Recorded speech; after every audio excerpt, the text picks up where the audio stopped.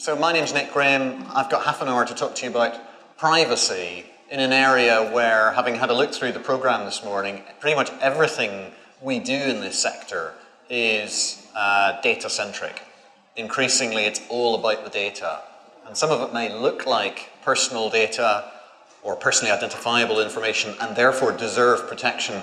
Some of this data doesn't. It just looks like machine data, metadata, and you would think it's off risk. So what I'm going to try and do is give you a sense of, first of all, what's happening in the market and some of what you will have heard about in the press to illustrate the point that this is what's driving privacy as an issue. And this is why when we're signing contracts, when we're doing deals, when we're designing new technology, we've got to think about the data issues because they become regulatory issues, legal risk issues. And I'm also going to talk about a couple of examples of where digital signage has relied on data generation and where that's caused problems, again, just to give us a sense of the issues and maybe how to best avoid them in the future. So, anyone know who this guy is? This is the director of the FBI. He is also a lawyer, actually, and he's called James Comey. And this is just a bit of context for you, because you'll have heard about the Apple v. DOJ case, or DOJ v. Apple, I should say. So this was the case involving the iPhone of the San Bernardino murderer that wasn't uploading to iCloud, that may have contained some data helpful to the police inquiry, and the DOJ, FBI, asked for access, and they wanted Apple to allow them to do what's called a brute force attack on the iPhone to guess the password or PIN code. And normally, as you'll know with if those of you who have iPhones, you'll know that if you get the password wrong X number of times, you get delayed, bumped out, potentially the data erases, not good if you're the police. And so they wanted Apple to write some new operating software to get around this. So this is just a little clip. If we could play the clip, bottom corner. As I said, it affects our counterterrorism work. At San Bernardino, very important investigation to us. We still have one of those killer's phones that we have not been able to open. And it's been over 2 months now. We're still working on it. The growing use of encryption, both to lock devices when they sit there and to cover communications as they move over fiber optic cables, is actually overwhelmingly affecting law enforcement.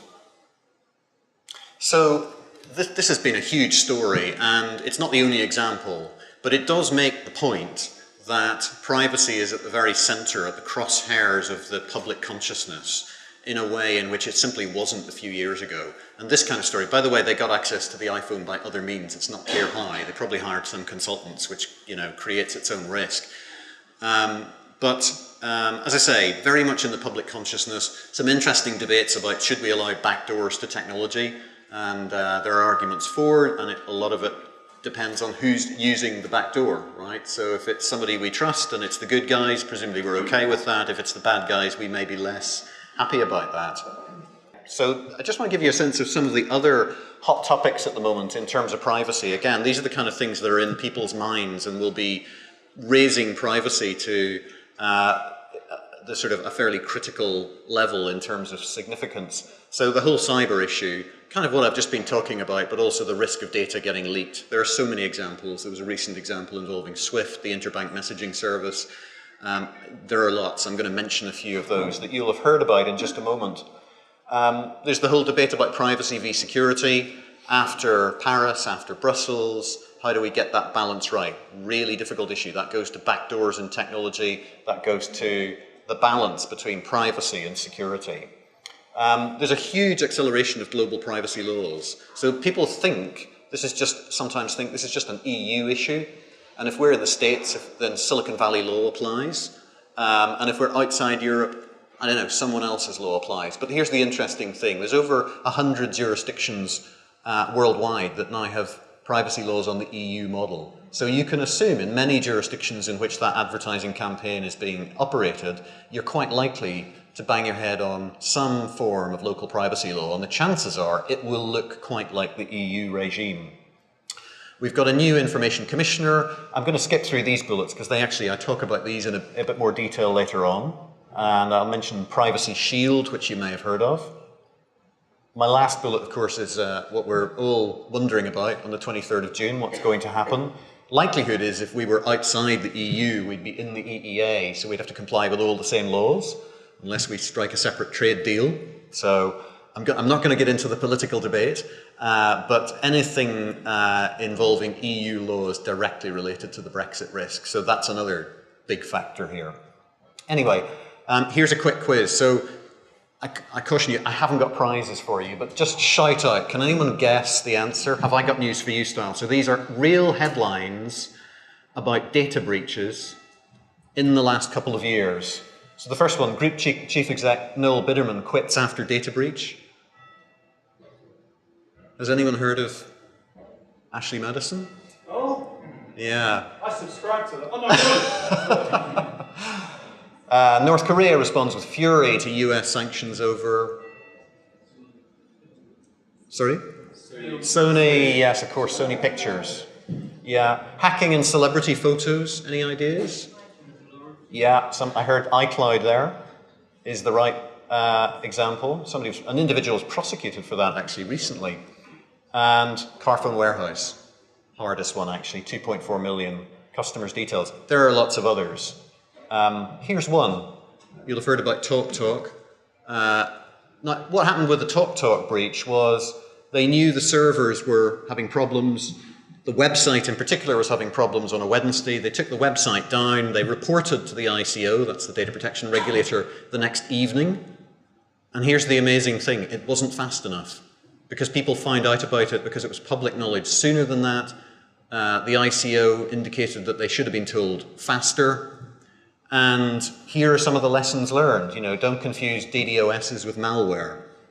That's a denial of service attack. The fact your website's slow is probably the fire at the front to allow them to sneak round the back and use malware to grab the data. Be clear about what's being compromised. There was a lot of lack of clarity in the ongoing news story as to how much data, what data, was it encrypted? Did it need to be encrypted? Never at the best defense to say, well, the Data Protection Act doesn't strictly require us to encrypt the data. Well, no, it doesn't explicitly say so, but it probably does if the data is in any way sensitive. And notify the ICO and have a consistent message. So there are some lessons out there, but I really just want to make the point that as we in this sector collect more data, more of these regulatory eyes will be upon us. And the more data we have, the more data we can lose. So it's important to think carefully about the proper protection around it. Firewalls, encryption, do we really need all that data? As I say, the more we have to lose. One of the interesting distinctions, I think, in data privacy is the difference between the US approach and the EU approach. Now, I mentioned that you'll find that a lot of the jurisdictions in which we're operating are going to trigger EU-style laws. But what is the difference with the US? Well, there is quite a significant difference in that the EU regards this as basically a fundamental right, akin to a human right. Default position, don't do it. And a definition of personal data that's very, very broad. I'll talk more about that in a moment. But just at a high level, compare that with the US. The starting point, it's a consumer protection issue on the whole. Default position, you can do it, unless there are reasons not to. Definition of what they call personally identifiable information, much narrower. We're talking about health, children's data, bank data. It's broadening. The regulators are trying to move towards an EU approach, but it is a very different regime. So what is personal data? So in the EU, we have a definition that's extremely broad. It means any information about individuals. And it's a much broader concept than the US PII. Now, you might think this means, and it clearly does mean, name and address. But here's the interesting thing. It also includes things like business email addresses. So my nick.graham@dentons.com is my personal data. Same applies to your email addresses, even though they're part of a corporate domain. Even if the data is at an aggregate level, it can still be personal data. So we shouldn't assume that by, in a sense, anonymizing it and stripping out names and addresses, that is certainly de-identification, but it's not anonymization if you've still got a series of profiles about particular individuals. So if you can still distinguish one individual from another, then it's all still personal data. So it's a much higher hurdle, higher bar to clear in the EU than you might imagine. And there are stricter rules for sensitive data, so that's health records, criminal convictions, and the like. Just let me move it beyond that. So assume we've got the data and we want to launch an advertising campaign. Just a quick schematic for you on do you need consent? Often yes. These are the EU rules, by the way. So if you're going to send marketing materials by email or push notification or text, all of that prior consent required. Telephone, same answer, unless you screen against what's called the telephone preference service. The only thing that's not a consent requirement here is old hard copy, which is not really relevant today, I think. But bear in mind also that there are special rules on anything that's device-based data. So any of those cookies and profiles coming off, talk to your technology people. If what you're doing is taking data generated on the device, that's going to trigger a prior consent rule. And things like facial recognition and movement, doing things with the accelerometer on the iPhone, all of that likely to trigger a consent rule. So it's a strict regime. Here's an example. You know about this story? So, well, the interesting thing about this is that it got slightly out of proportion. There were 12 bins around Cheapside that were recording MAC addresses from neighboring, moving, passing by smartphones that were being used by pedestrians. And the theory was you could build a profile, recognize the same phone, therefore individual, and in some way target the advertising. And I think really this was a case where things got a little bit out of hand in the sense that there should have been an impact assessment done, there should have been a proper process. The City of London Corporation reported themselves to the ICO, who then started investigating because they wanted to be seen to be the good guy. You may say, well, that's a bit strange. Why would you do that? Well, you would do it if it's become public knowledge, I guess. And you want to be seen to be ahead of the curve, ahead of the media message. And, but nevertheless, this was pulled. And it's one of the examples of a digital signage story where things, maybe should have clearly been done a little differently. And yet, you could make the argument from an industry perspective, well, isn't this just street counters? Aren't we just counting people as they go past? Is this really building profiles? But I guess the point about this is, if you are recording details about phones as they come by, you're going to get details about the time, frequency, depending on how close the bin is to other premises, where the phone then goes, depending on how, how precise and expansive the technology is. And you can see that if you apply that broad definition of the rules, so anything which could, any kind of profile which distinguishes you from me versus the next person, it's all personal data. So here's an example of personal data. It doesn't look like personal data, but it can come and bite you on the behind if you're not careful. So what were the lessons learned? Well, there's a number of things here to think about. One is who's responsible. So it's the data controller that bears responsibility. This is quite a complex ecosystem, though. So you've got the advertiser, you've got the agency, the WPP, the Ogilvies. You've got Clear Channel and the people kind of running the campaign itself. Then you've presumably got some tech vendors who are collecting the data, providing the technology, the beacons. And the issue here is working out who is, you might call them data owner. And they're the ones that are responsible legally for compliance. But you can have several data owners. You could agree contractually that several parties can use and exploit the data. But it's that entity that's responsible, not the tech vendor. But if you're a tech vendor, you have an incentive, I would say, a commercial incentive to ensure your product's privacy compliant, because that's what people will expect. And that'll be increasingly part of it could be a USP, but it's certainly something that the controller, the people buying your service will want to sign off on.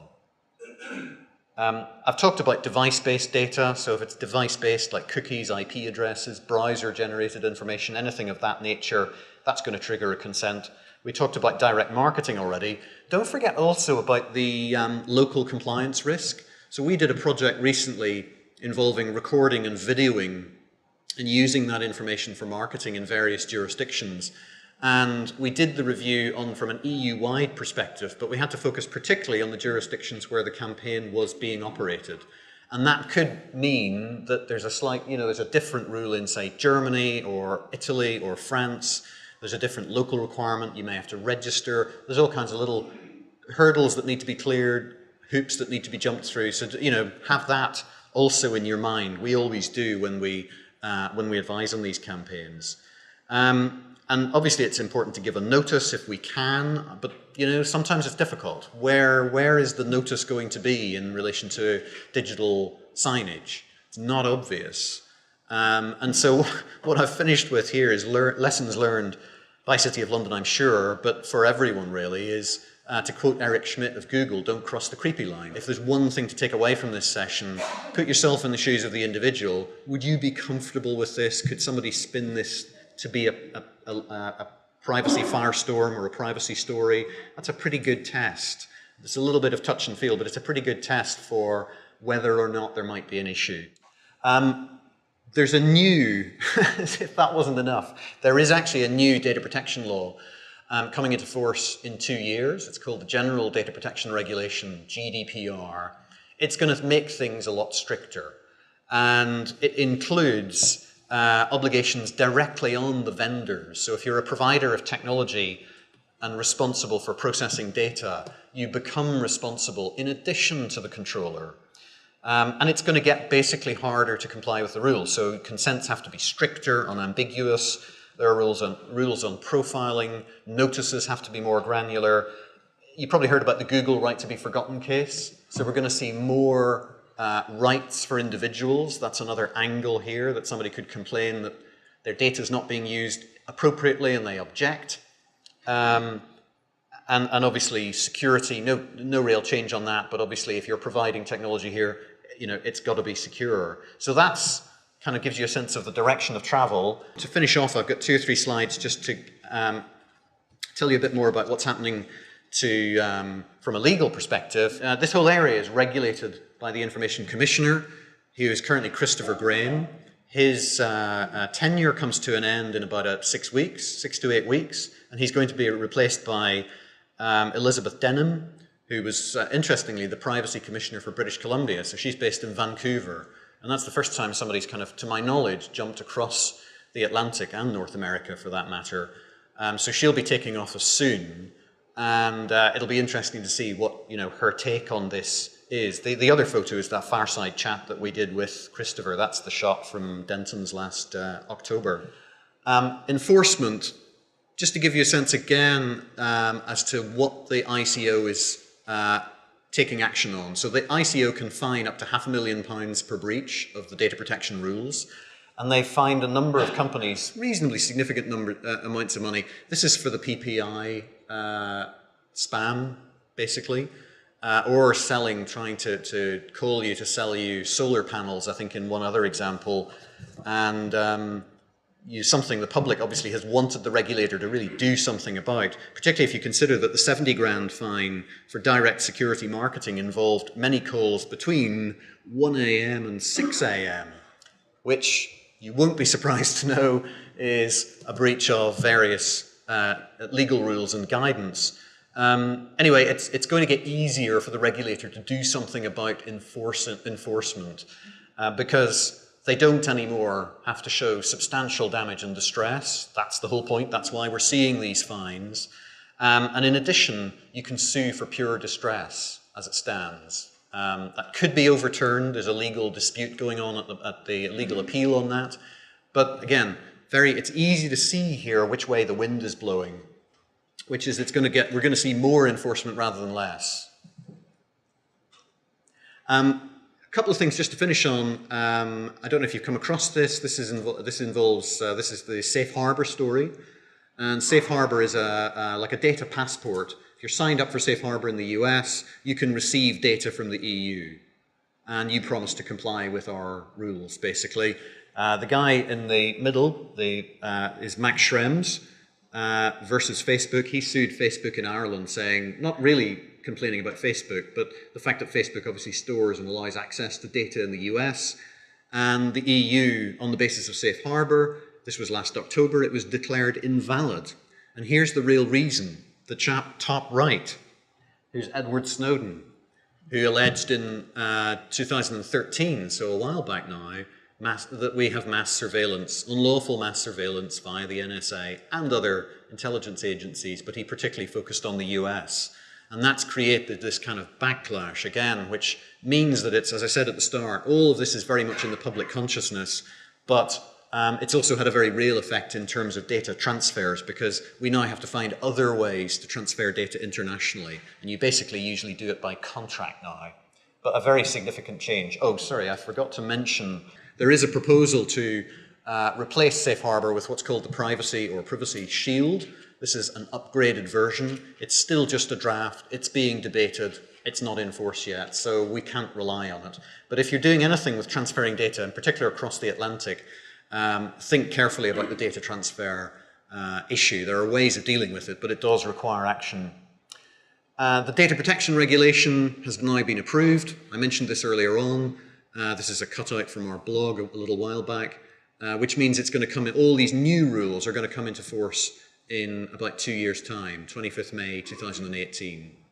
And I'm not going to go through this, but just, you've got this in the slides, which is just a quick summary of what's coming down the track in the new GDPR. And you can see it's a much stricter regime because it involves big fines. I mean, I talked £500,000 earlier, £500,000 per breach, but X% of turnover, I mean, whatever that number is, it's the greater of 4% or 20 million euros. So it puts this whole area at a much greater level of significance. Organisations outside the EU can be caught if you're targeting into the EU. There are legal duties to notify breaches, and lots of new governance needed around kind of policies, procedures, processes, the kind of thing that should pick up whether that digital signage campaign is compliant or non-compliant. It's such an easy thing to do, but many businesses are only thinking about that now or thinking of adopting it. This is just the team, so to show you who is in a part of the dedicated privacy team. These guys are just based in London. And so that's it. Thank you very much. Adrian. Thank you.